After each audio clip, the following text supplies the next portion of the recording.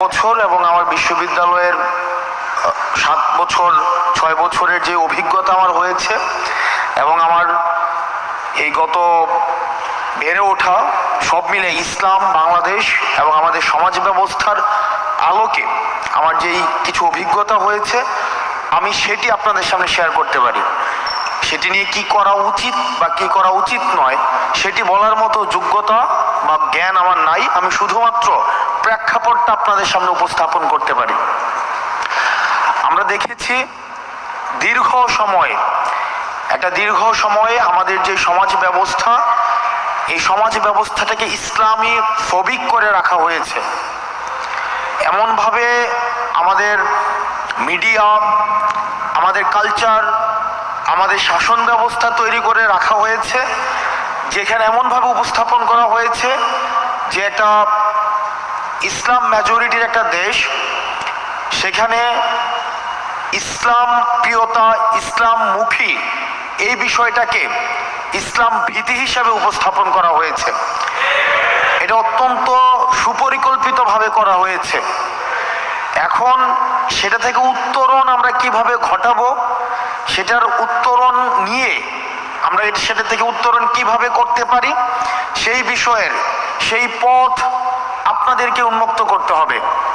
আপনারা এখানে যারা এই বিষয়ে অভিজ্ঞ রয়েছেন, এটির পথ আপনাদেরকে উন্মুক্ত করতে হবে এবং আমাদেরকে দেখাতে হবে যে এই পথে হাঁটলে ইসলাম নিয়ে যে এই ধরনের বিভ্রান্তিকর তথ্য রাষ্ট্র ব্যবস্থায়, সমাজ ব্যবস্থায়, আমাদের কালচারাল অঙ্গনে, আমাদের সুশীল সমাজে যে ভয়টা রয়েছে সেই ভয়টা কাটানোর জন্য আমাদেরকে পদক্ষেপ নিতে হবে।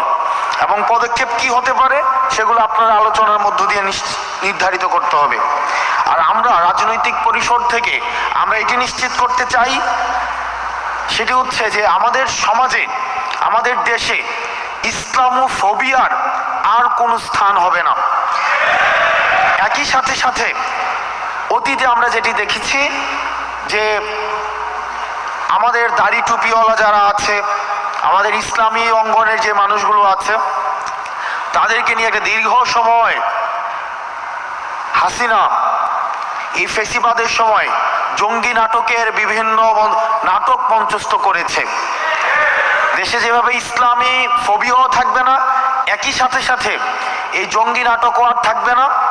একই সাথে কোনো ধরনের এক্সট্রিমিজমও যেন না ঘটে সেই বিষয়গুলোতেই আমাদেরকে সচেতন থাকতে হবে। আমরা এক্সট্রিমিজমকেও কোনোভাবে স্থান দিব না। দ্বিতীয় যে বিষয়টি সেটি হচ্ছে অন্য ধর্মের যে ভাইরা আমাদের দেশে রয়েছে তাদের প্রতি দায়িত্বশীল আচরণ করার ক্ষেত্রে আমাদেরকে সবচেয়ে বেশি ভূমিকা রাখতে হবে। আমাদেরকে দৃষ্টান্ত স্থাপন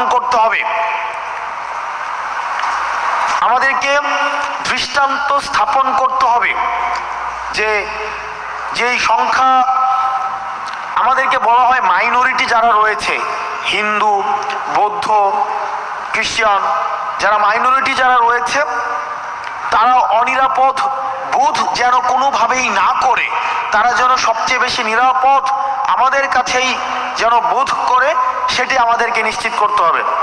আমরা বলতে চাই বাংলাদেশ ধর্মের ভিত্তিতে মাইনরিটি নয়, বরং বাংলাদেশ বিরোধী যারা তারাই হচ্ছে মাইনরিটি। আপনারা ভালো থাকবেন, সুস্থ থাকবেন, আমাদের দেশটা যেন ভালো থাকে, আমাদের জন্য সার্বিক কল্যাণ হয়, আল্লাহ যেন আমাদেরকে সবাইকে ভালো রাখে, সেই দোয়া আপনাদের কাছে চাচ্ছি। আসসালামু আলাইকুম ওয়া রাহমাতুল্লাহ।